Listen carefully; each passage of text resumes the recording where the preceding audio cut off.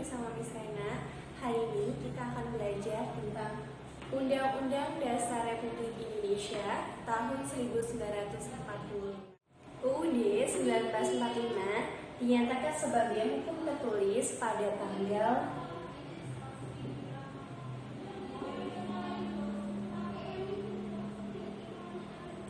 18 Agustus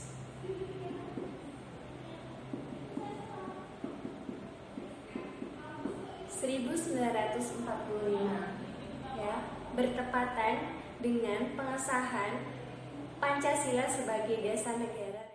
Setelah disahkan sebagai hukum dasar bagi negara Indonesia pada tanggal 18 Agustus 1945, kemudian UUD dijalankan sebagai suatu hukum dasar.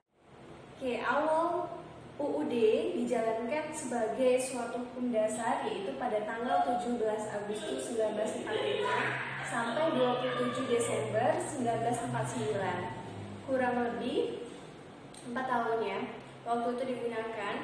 Nah, namun belum sempurna untuk menjalankannya karena waktu itu negara kita baru saja merdeka dan juga keadaan masih belum stabil. Jadi UUD pada saat itu masih setengah-setengah menjalankannya. Kemudian pada saat itu pun sudah memiliki yang namanya presiden, ya, presiden kita itu Insinyur Soekarno. Kemudian dengan jajaran kabinet, namun belum ada yang namanya Dewan Legislatif. Baru masuk ke periode yang kedua yaitu 27 Desember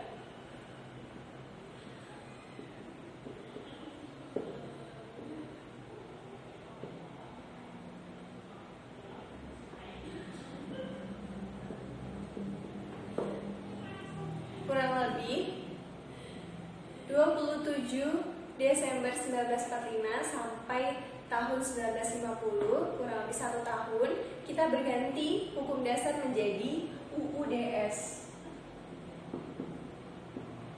Nah, yang dikenal adalah Undang-Undang Sementara 1950.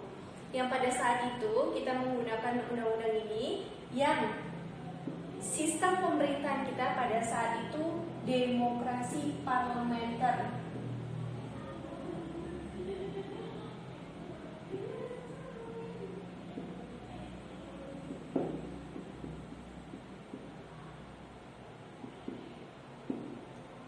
Nah, di mana demokrasi parlementer ini mengedepankan sebuah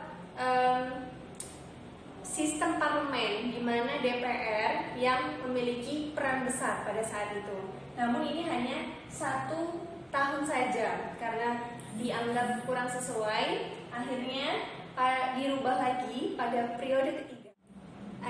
Ada 4 alasan kenapa waktu itu Presiden Insinyur Soekarno mengeluarkan dekret presiden. Yang pertama, dihapuskannya fungsi ABRI. Yang kedua, beralih dari demokrasi parlementer menuju demokrasi presidensil. Yang ketiga, yaitu dihapuskannya pengangkatan presiden seumur hidup. Yang keempat, diusirnya PKI dari negara Indonesia.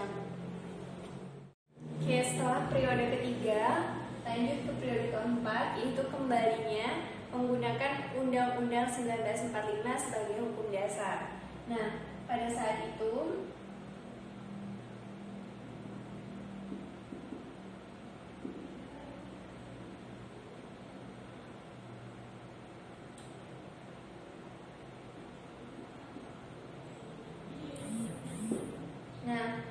kita kembali dari setelah periode 3 dibagi 1959 sampai sekarang kita menggunakan UUD 1945 sebagai hukum dasar